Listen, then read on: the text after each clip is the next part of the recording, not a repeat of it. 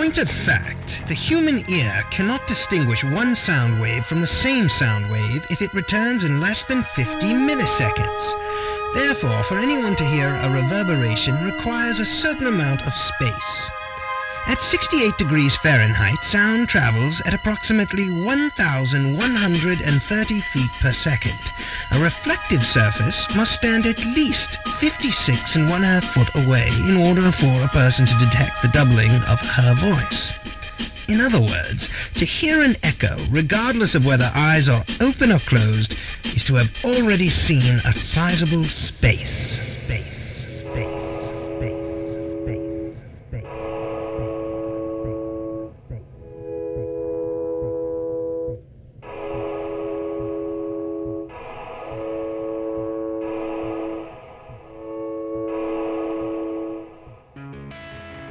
This is an open book.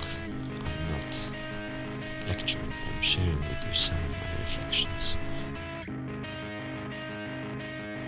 We hold our dreams in lost dreams and tear our hearts out over chance. She carried the songs of centuries, and in her passing, my madness passed.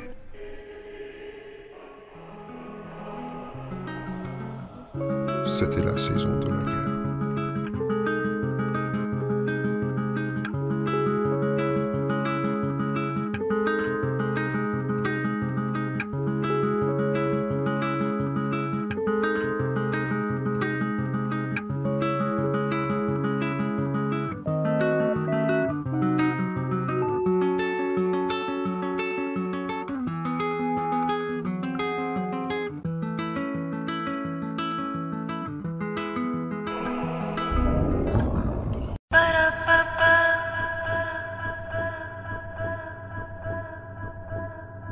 The alienation of Karen and Everton's children finally becomes apparent to both of them one evening in the middle of July.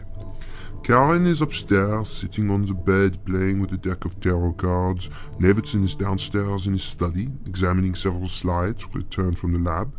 News of Oliver North's annulled conviction plays on the television. In the background, we can hear Chad and Daisy squealing about something, their voices pealing through the house, the strained music of their play threatening at any instant to turn into a brawl. Okay. With superb cross-cutting, Davidson depicts how both he and Karen react to the next moment. Karen has drawn another card from the deck, but instead of adding it to the cross slowly forming before her crossed legs, the occult image hangs unseen in the air, frozen between her two fingers, Karen's eyes already diverted, concentrating on a new sound, almost out of reach, but reaching her just the same. Davidson is much closer. His children's cries immediately tell him that they are way out of bounds. Karen has only just started to head downstairs, calling out for Chad and Daisy, her agitation and panic increasing with every step, when Davidson bolts out of the study and races for the living room. The terrifying implication of their children's shouts is now impossible to miss. No room in the house exceeds a length of 25 feet, let alone 50 feet, let alone 56½ feet, and yet Chad and Daisy's voices are echoing, each call responding with an entirely separate answer. In the living room, Davidson discovers the echoes emanating from a dark, doorless hallway, which has appeared out of nowhere in the west wall. Without hesitating, Davidson plunges in after them. Unfortunately, the living room Hayate cannot follow him, nor for that matter can Karen. She freezes on the threshold, unable to push herself into the darkness towards the faint flicker of light within. Fortunately, she does not have to wait too long. Davidson soon reappears with Chad and Daisy in each arm, both of them still clutching a homemade candle, their faces lit like sprites on a winter's eve.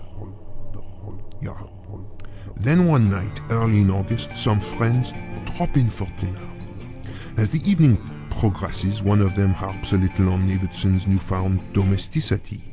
No more crazy Navy, eh? Are those days just gone for good? I remember when you'd party all night, shoot all morning, and then spend the rest of the day developing your film. In a closet with just a bucket and a bulb if you had to. I'm willing to bet you don't even have a darkroom here.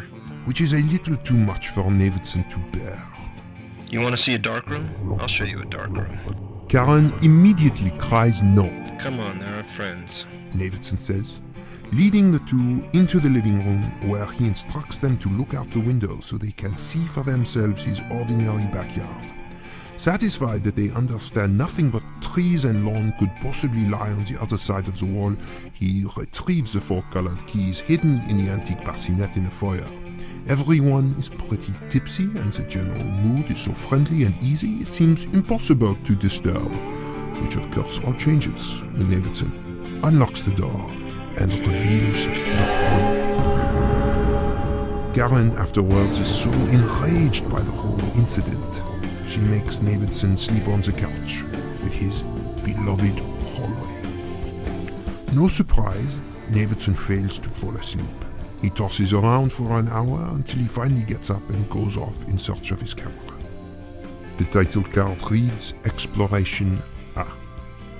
The timestamp on Navidson's camcorder indicates that it is exactly 3:19 a.m. Call me impetuous or just curious.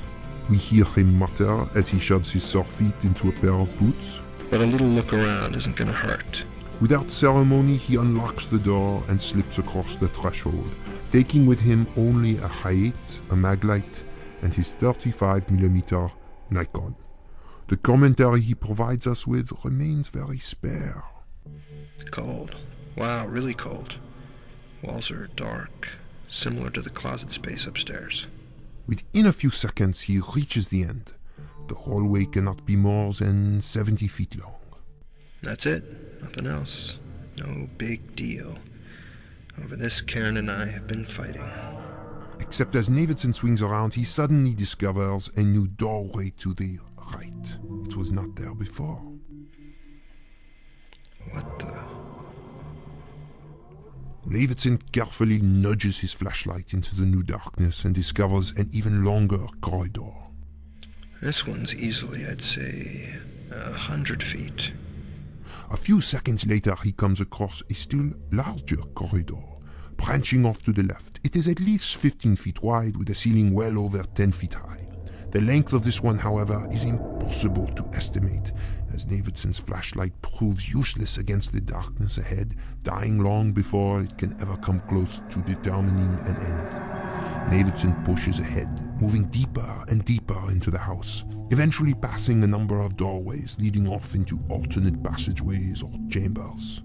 Here's a door. No lock.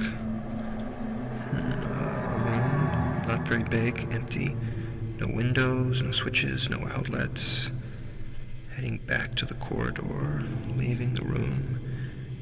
It seems colder now. Maybe I'm just getting colder. Here's another door, unlocked. Another room. Again, no windows. Continuing on. Flashlight and camera skitter across the ceiling and floor in loose harmony, stabbing into small rooms, alcoves, or spaces reminiscent of closets, though no shirts hang there. Still, no matter how far Navidson proceeds down this particular passageway, his light never comes close to touching the punctuation point promised by the converging perspective lines, sliding on and on and on, spawning one space after another, a constant stream of corners and walls, all of them unreadable and perfectly smooth. Finally, Navidson stops in front of an entrance much larger than the rest. It arcs high above his head and yawns into an undisturbed blackness. His flashlight finds the floor, but no walls, and for the first time, no ceiling. Only now do we begin to see how big Navidson's house